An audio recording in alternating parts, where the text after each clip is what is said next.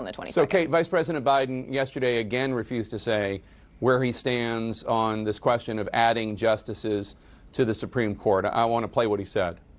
It's not constitutional what they're doing. We should be focused on what's happening right now. This court is being packed now by the Republicans after the vote has already begun. I'm going to stay focused on it so we don't take our eyes off the ball here. All right, I want to get to the idea of adding justices to the court in a second, but he said it's not constitutional what they're doing. How is it not constitutional what they're doing? His point is that the people have an opportunity to weigh in on this constitutional process through their vote. And we are now in the midst of the election. Millions of people have already cast their votes.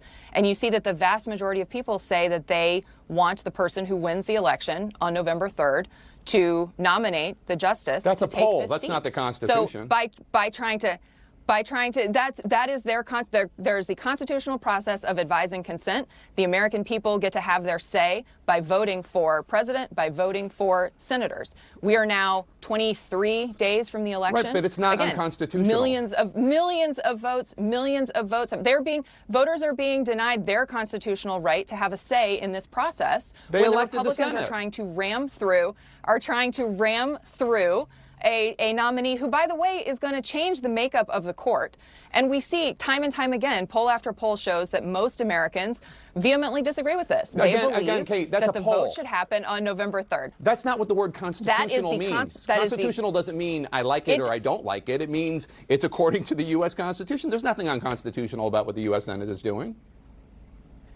They are being denied, the American people are being denied their opportunity to have a say in who gets this lifetime appointment to the court.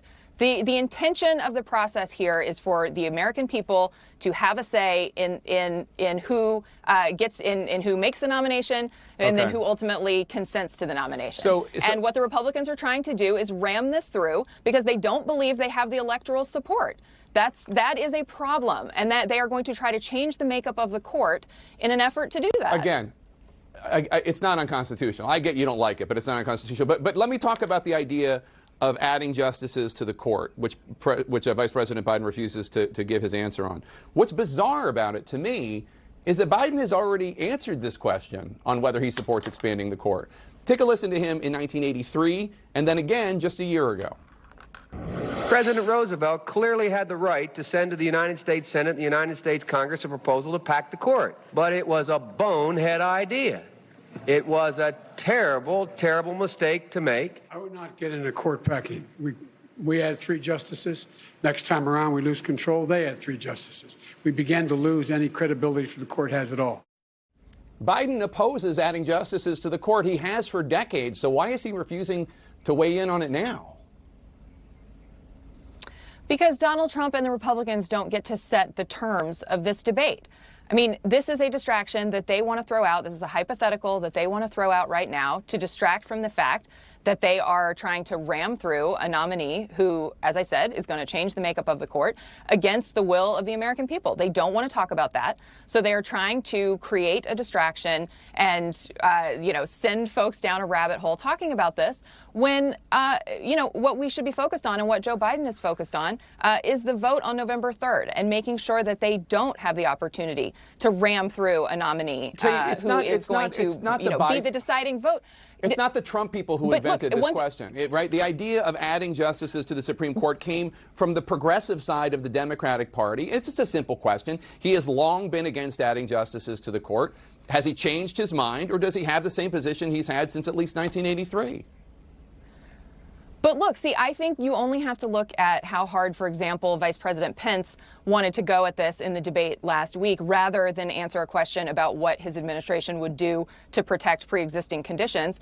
To me, that tells you everything you need to know about what the Republicans are trying to do here. They would rather have this conversation than talk about the fact that they are pushing through a justice who is going to be part of a court that could potentially overturn the Affordable Care Act, that could strip away protections for pre-existing conditions, that could rule on a woman's right to choose, that could rule on equal pay issues. They don't want to defend that. I get it, and we ask Republicans those questions, but we get to ask Democrats questions too. And this is a simple question.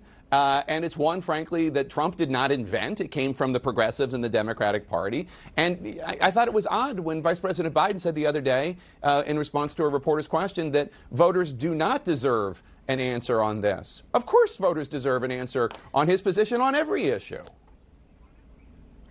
But we're not going to play their game. Well, he's given an answer. He's answered the question. I mean, he has probably answered this question 15 times over the course of the last week.